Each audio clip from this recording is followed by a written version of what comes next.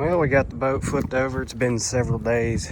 5200 is not completely cured, but it's not sticky anymore. It's thickening up nicely. I was originally going to do a split skid plate that just goes and just leave this part of the keel here, but that's going to be harder to seal because water can get up under the keel and leak back into there. I decided just to drill out these rivets and cut out a section of the keel.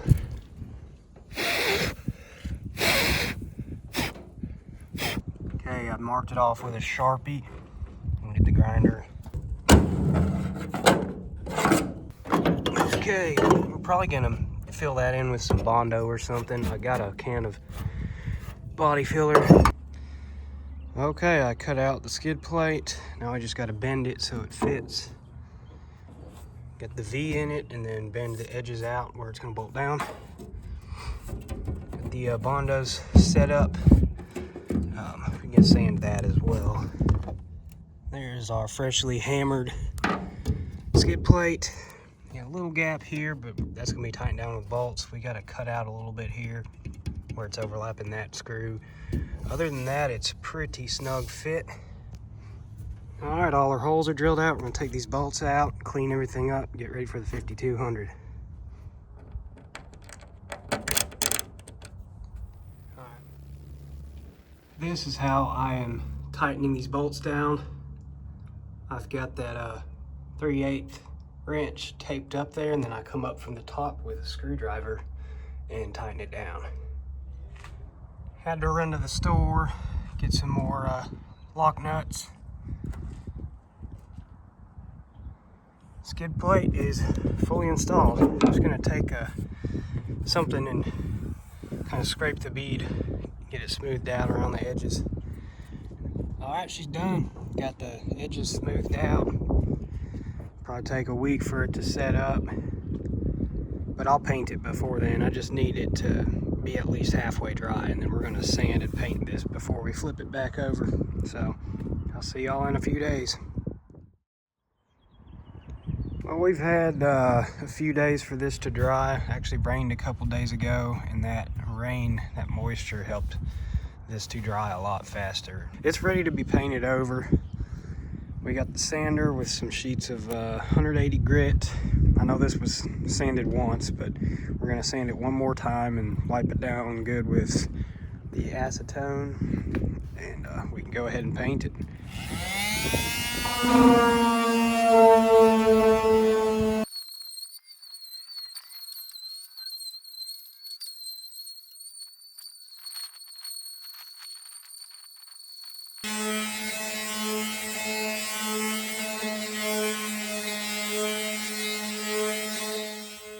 Got a little body filler on this end cap that was missing. Someone had just put a big blob of some kind of silicone in there, so I tore that out. It's supposed to look like that, but obviously the old end cap fell off probably years ago. So we'll let that dry up and clean it up. Okay, I got it taped up. We're gonna get some self-etching primer and hit the bare spots first, and then we will go ahead and start putting down coats of the black.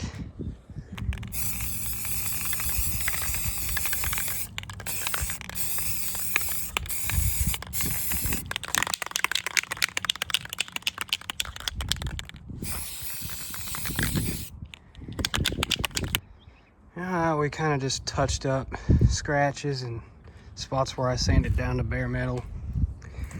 One thing I almost forgot about right here, these rivets are suspect. They look like they might leak. So we're just gonna push a little blob of silicone into each rivet and then just spray paint over it. It'll dry.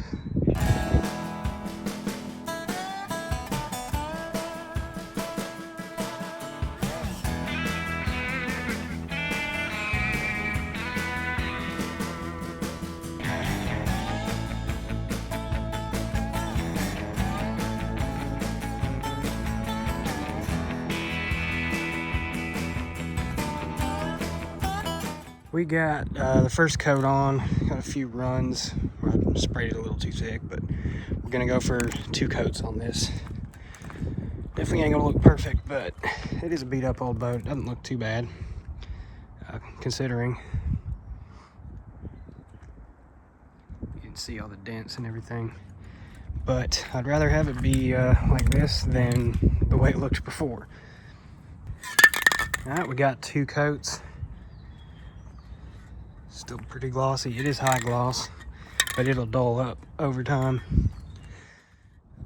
Okay, we're taping this off here so we can paint the red on it. I'm gonna have to probably sand this down with fine grit since the paint's dried for a few days, but I'm gonna do this side and get that paint on real quick. All right, we got her sanded and cleaned off. We'll put this high gloss, I forget what color, majestic red. Got 1 coat down, it's gonna need 2. Letting this one dry for about 15 minutes and then we'll throw another coat down. Got a little overspray, but it's on the bottom of the boat and this paint kind of looks like trash anyway, so I'm not worried about it. The idea is for it to look good from about 30 yards away, so let this dry a few more minutes and then we can start pulling the tape off and see how it looks. All right, just ran some errands, got some plywood, trailer tires, fuel tank, and some other stuff. I got these decals that are more like the ones that I painted over on that Cherokee, different from the badges that were on here, but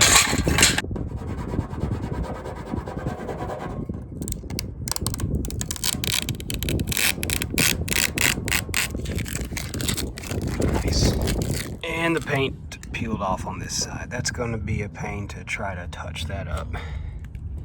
Of course, the paint job is terrible, but it still looks better than the original. It's going to be kind of a beater boat, fishing boat.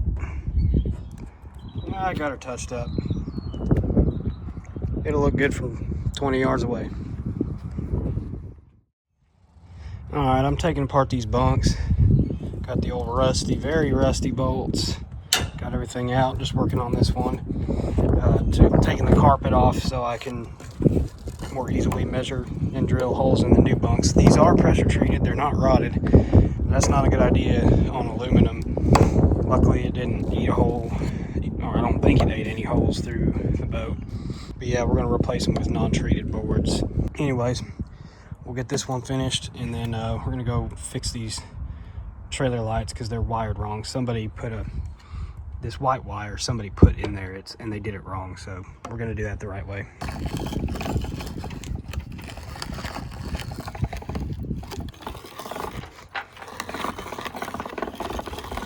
All right, we got the new winch strap on.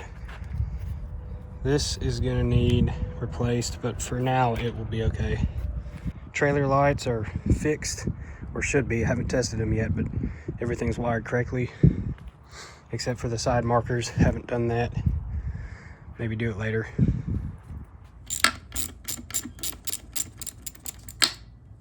I'm gonna go ahead and take this intake off, take the carbs off, and get them ready to rebuild.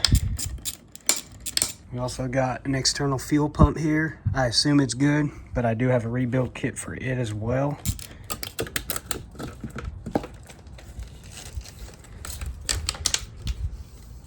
This pulse fitting here needs to pop off. Maybe we can, oh, they got zip ties on both sides, great. Here's our 3 carbs. Everything looks really clean just looking at it this way. It is almost dark here, but we're going and drilling out these new boards I just picked up. And we'll get carpet on them, get them bolted back down. All these rusty bolts, they're still usable, so I just soaked them in PB Blaster.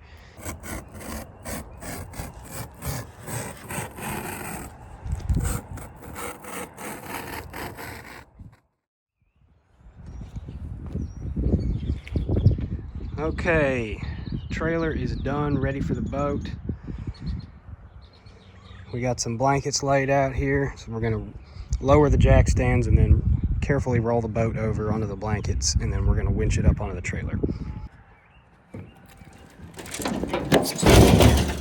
Oh, we hit the concrete a little bit.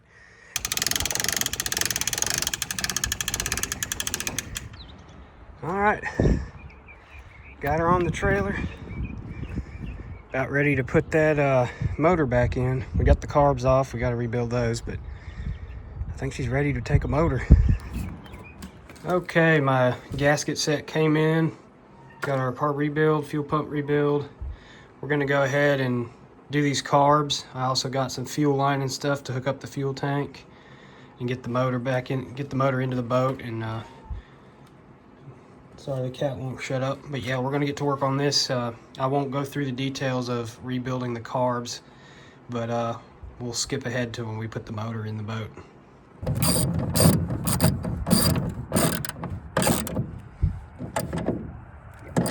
All right, we got the motor in the boat. Just tightening down the bolts for the motor mounts. Had to cut out here for the exhaust, and I had to cut out that middle rib for the CDI box. But it barely fits. Okay, I went ahead and put 4 gallons of mixed gas in here. Got all the fuel lines hooked up, the return line. I did it the same way as my last one because it's worked so far. Picked me up, it's supposed to be 3 in this box, 3 spark plugs. Okay, plugs are changed. Old ones don't look that bad. We'll keep them for backup on the water in case we foul plug or something. Okay, when I unhooked this to prime it, it was pressurized from the sun on the tank, heating it up. So it shot gas everywhere. I just unplugged it here and until it squirted gas out, and then plugged it back into the fuel pump. I went ahead and installed this longer hose for the telltale, drilled a hole. What I'm gonna do is take this horn off. Let's see if I can pull this out and just shoot some gas in there real quick. Alright, just a little bit. You can see it's under pressure and it's going everywhere. I just got gas on myself again. But there we go. Now I'll wash my hands and let that dry again. Alright, we're gonna see if this will fire. Got our ignition hooked up with the key.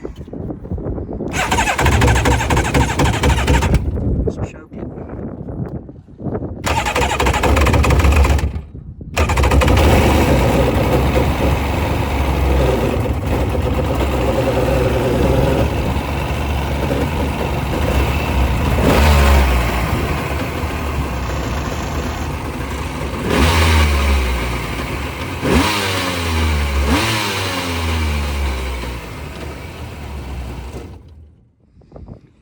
Sounds pretty good to me.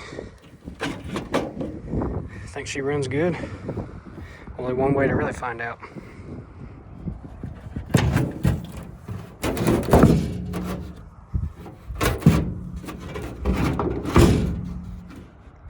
Alright, we got a piece of plywood cut out for the middle bench.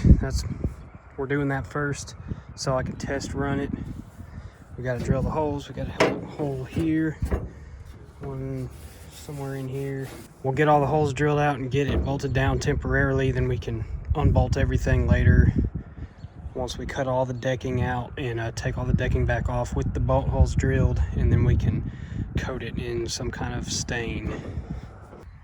I'm gonna go ahead and reuse part of this old transom board because it's still in good shape and we really don't need it as a transom because there won't be a motor mounted on it, but we're just going to cut it off where it comes down to this piece of angle. That way we can bolt in the carry handles, also have some rigidity up top so that where did I put it? The piece that goes over the top has something to screw into and hold it in place. This right here, this will sit on top of that transom wood, keep it more rigid, and it screws into the wood. So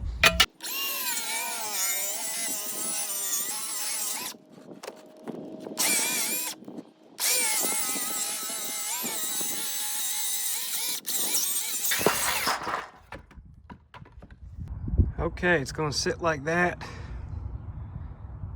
We'll screw everything in, we'll bolt everything in. Anything below this line, like that hole, and we need to put the drain plugs in. We need to plug all those holes. So I'm going to go ahead and do those after I get the first coat of deck stain on this.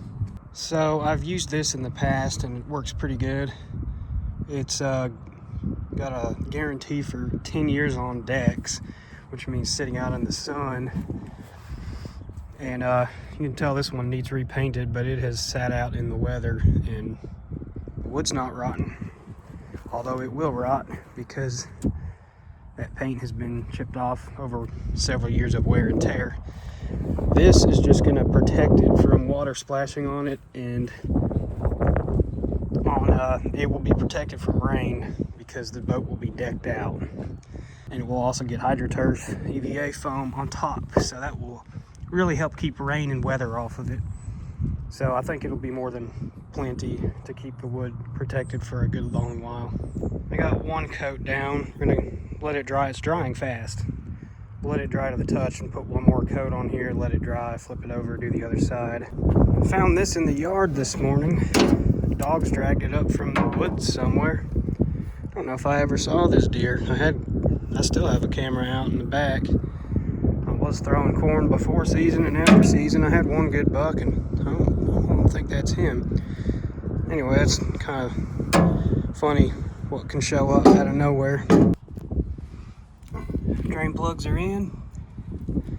We got these on either side sealed. We still got to find a big enough bolt or some kind of plug for the big holes. Everything else should bolt through the transom wood. I am fabricating a bracket for the reverse gate cable to bolt into. Got these pieces of angle, got some rivets. So I'll show you all that when it's done.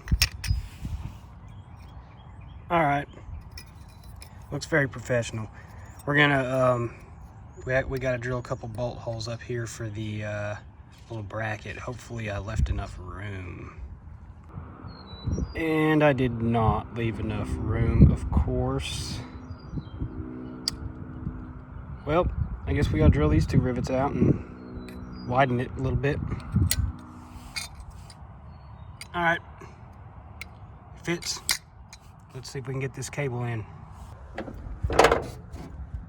All right, reverse gate works. That's reverse. Forward.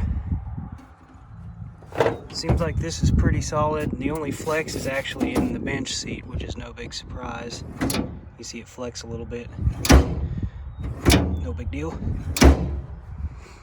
And there's a choke. Next thing we gotta do is the steering, which is unfortunately gonna have to be bolted into the wood bench seat, but that's just the way it's gonna run. It's gonna come down here and go in between the two seats. We'll have two boat seats later on.